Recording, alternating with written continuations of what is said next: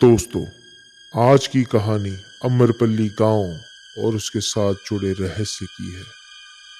ये 2012 की बात है, जब फिल्म मेकिंग का बहुत ज़्यादा क्रेज युवाओं में पाया जाता था और बहुत से युवा फिल्म मेकर्स किसी भी तरह फिल्म मेकिंग में आना चाहते थे।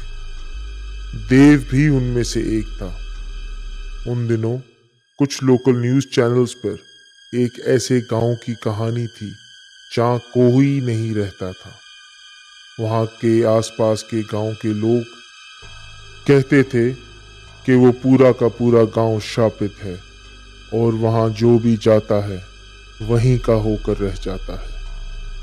देव, जो इन सब बातों पर विश्वास नहीं करता था, अपने कुछ और फिल्म मेकर दोस्तों के साथ वहाँ जाने का प्लान बनाता है और सोचता है कि सब दोस्तों के साथ मिलकर इस गांव पर डॉक्यूमेंट्री शूट करेगा।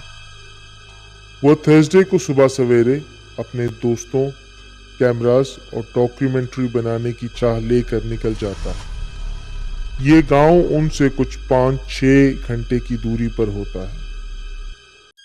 गांव का रास्ता एक घने जंगल से होके गुजरता था।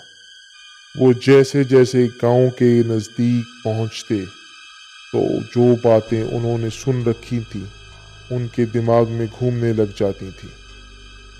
जंगल का सन्नाटा और रास्ते की खामोशी उनका पल पल स्वागत करती और अमरपल्ली गांव के और नजदीक ले जाती। उनकी गाड़ी कुछ देर जंगल से गुजरने के बाद ठीक गांव के सामने आकर रुकती है। देव और उसके दोस्त एक एक करके गाड़ी से बाहर निकलते हैं और ये देखकर चौंक जाते हैं, जो अब तक उन्होंने सुन रखा था वो बिल्कुल सच था। वो गांव एक खौफनाक और वीरान जगह थी। हर जगह टूटे घर, वीरान गलियां और पेड़ों के लंबे साए जो गांव को अपनी गिरफ्त में लिए हुए थे, नजर आते थे। उन्होंने अपने कैमरास निकाले और शूटिंग शुरू करने लगे तो देखा कि उनकी कैमरा की बैटरी तो लो है और कैमरा अचानक बंद हो जाता है। समीर, जो कैमरा को गौर से देखे जा रहा होता है, सोचता है कि कैमरा तो उसने खुद ही पूरा चार्ज किया था और रास्ते में कहीं इस्तेमाल भी नहीं किया, तो आखिर बैटरी खत्म कैसे हो गई। सचिन समीर को देखकर हंस रहा होता है। समीर सोचता है कि सचिन की हमेशा से मजाक करने की आदत है, तो शायद उसने ही कुछ किया होगा। वो थोड़ा गुस्से में आता है और बैग से दूसरी बैटरी तलाश करके कैमरे को लगाता है। दूसरी बैटरी लगाते ही समीर चौंक जाता है। अब दोबारा से उसका कैमरा लो बैटरी बता रहा होता है और अचानक से खुद ही बंद हो जाता है। समीर बहुत हैरान होता है। वो सोचता है ये तो नामुमकिन है। वो घबरा जाता है और फौरन से देव को बताता है। देव को ये सुनकर बहुत गुस्सा आता है और वो बोलता है कि उसको समीर जैसे बेवकूफ को साथ लाना ही नहीं चाहिए था। सचिन और क्रिश देव से कहते हैं कि हम आ ही गए हैं तो देख लेते हैं कि गांव के बारे में जो सुन रखा है वो आखिर कितना सच है। वो गाड़ी वहीं छोड़कर गांव के अंदर चलने लग जाते हैं। गांव में चारों तरफ सन्नाटा होता है। वो जिस तरफ जाते हैं उनका स्वागत वीरान और खौफनाक गलियां करती हैं। कुछ देर वो यूं ही गांव में चलते हैं कि अचानक सचिन एक जगह रुक जाता है। समीर और देव उससे पूछते हैं कि वो रुक क्यों गया। सचिन एक घर की तरफ इशारा करके कहता है, ये घर मैं तीसरी दफा देख रहा हूँ। जिधर से भी जाते हैं वापस इस घर के आगे आ जाते हैं। मेरी बात मानो, हम इस गांव में फंस गए हैं। हमें इसका श्राप लग गया है। समीर सोचता है कि सचिन शायद फिर से मजाक कर रहा है और कृष और देव को लेकर आगे बढ़ जाता है। अचानक उनको पीछे से सचिन की खौफनाक चीख सुनाई देती। वो जैसे ही पीछे मुड़कर देखते हैं तो सचिन वहां नहीं होता। उनको अपनी आंखों पर यकीन नहीं आता और तीनों गांव की गलियों में सचिन को ढूंढने लग जाते हैं। सचिन को ढूंढते ढूंढते शाम हो जाती है और वो थक कर एक जगह बैठ जाते हैं। अचानक क्रिश चिल्लाता है और कहता है, ये तो वही घर है, हम बार बार इसके आगे कैसे आ जाते हैं? देव और समीर ये देखकर खुद भी चौंक जाते हैं। वो तीनों एकदम वहां से गाड़ी की तरफ भागते हैं। भागते भागते वो फिर उसी घर के सामने आकर रुक जाते हैं। वो जितनी बार भी वहां से निकलने की कोशिश करते हैं, घूमकर उस घर के सामने ही आ जाते हैं। वो इस चक्रव्यूह में फंस चुके होते हैं और निकलने का कोई रास्ता नजर नहीं आता। अचानक से उस घर का दरवाजा खुलता है और सचिन सामने खड़ा होता है। मुझे बचा लो, मुझे यहाँ से निकाल लो प्लीज। अचानक कोई शक्ति सचिन को घर के अंदर खींचती है और सचिन अंधेरे में गायब हो जाता है। देव, क्रिश और समीर सचिन को बचाने के लिए घर के अंदर भागते हैं। अचानक उनके पीछे का दरवाजा जोर से बंद हो जाता है।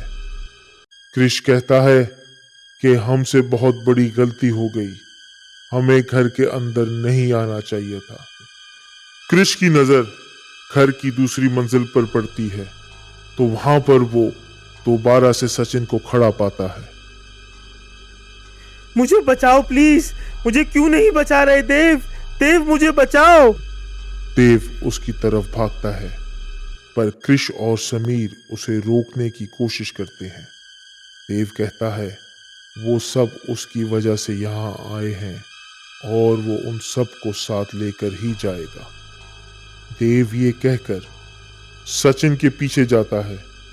क्रिश जो कि बहुत ही ज्यादा डरा होता है, अचानक कमरे में किसी की तरफ इशारा करके कहता है, हमसे गलती हो गई, हमें माफ कर दो, हमें जाने दो, हमें जाने दो यहाँ से। समीर उससे पूछता है कि वो किस से बात कर रहा है, वहां तो कोई भी नहीं। क्रिश कहता है, क्या तुम पागल हो गए हो? तुम्हें यह अघोरी बाबा नजर नहीं आ रहे? क्रिश जोरों से चिल्लाता हुआ घर के एक अंधेरे कमरे में गायब हो जाता है। समीर, देव और सचिन को ढूंढने लगता है पर पूरा घर छानने के बाद भी उसको तीनों में से कोई नजर नहीं आता। समीर की नजर अचानक घर के पिछले हिस्से के एक दरवाजे पर पड़ती है। वो आहिस्ता से उस दरवाजे की तरफ जाता है। अचानक उसको किसी चीज से ठोकर लगती है और वो सीढ़ियों से लड़खड़ाता हुआ किसी तहखाने में आ गिरता है।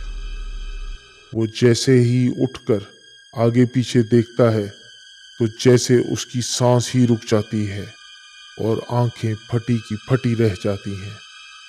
उसने जो देखा वो शायद उसकी जिंदगी का सबसे भयानक मंजर था।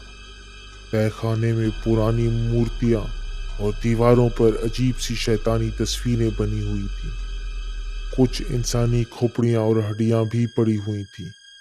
एक पुराना खंजर था जिस पर ताज़ा इंसानी लहू लगा होता है और तहखाने के बीच में एक चक्र बना होता है जिसमें सचिन और क्रिश की सर कटी लाश पड़ी होती है। चक्र के बाहर उसकी नजर देव पर पड़ती है जो कि शायद बेहोश होता है। वो उसे उठाता है और देव को होश में लाने की कोशिश करता है। देव फौरन से होश में आकर उससे पूछता है कि ये कौन सी जगह है और वो यहाँ कैसे आया और सचिन और क्रिश कहाँ हैं।